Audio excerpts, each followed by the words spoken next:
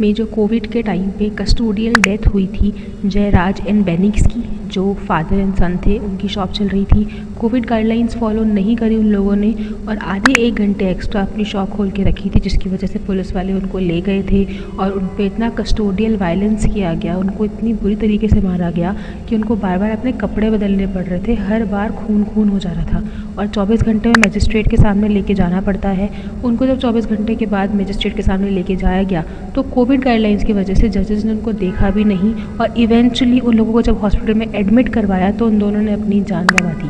तो ये custodial death का केस 2020 से चल रहा था। इसके बाद केस फाइल करा गया और बहुत सारे सबूतों को सामने लाया जाया और एक फ़ीमेल कांस्टेबल जो थी जिसने गवाही दी, और क्योंकि उसके सामने ही ये कस्टोडियल वायलेंस सारा हो रहा था, जिसके बाद 10 पुलिस वालों को, जिसमें से एक पुलिस वाले की डेथ जेल में ही हो गई, बाकी बचे 9 पुलिस वालों को फांसी की सज़ा दी गई है और सुप्रीम कोर्ट ने इस केस को rarest of the rare case माना है। संताकुलम केस बोलते हैं इसको, तमिलनाडु में संताकुलम है डिस्ट्रिक्ट, वहाँ का ये केस है। तो इस केस में फाइनली जो जीत हुई है वो जीत हुई है हमारे प्लेंटिफ्स की। उन लोगों को मुआवजा देने की भी बात करी है कोर्ट ने बोला है कि उनको 1 करोड़ रुपए का मुआवजा मिलना चाहिए और जो 9 लोग हैं जिन्होंने उस पर हमला करा था, जिन्होंने उनको इतनी बुरी तरीके से मारा था कि उनकी डेथ हो गई, उनको फांसी की सज़ा अब सुप्रीम कोर्ट ने सुना दी है। तो ये एक one of the recent good news है from the side of judiciary, जिससे ये साबित होता है कि आज भी जुडिशरी अपना काम कर रही है और कुछ केसेस आज भी ऐसे हैं जिसमें इंसाफ इवेंचुअली मिल ही जाता है।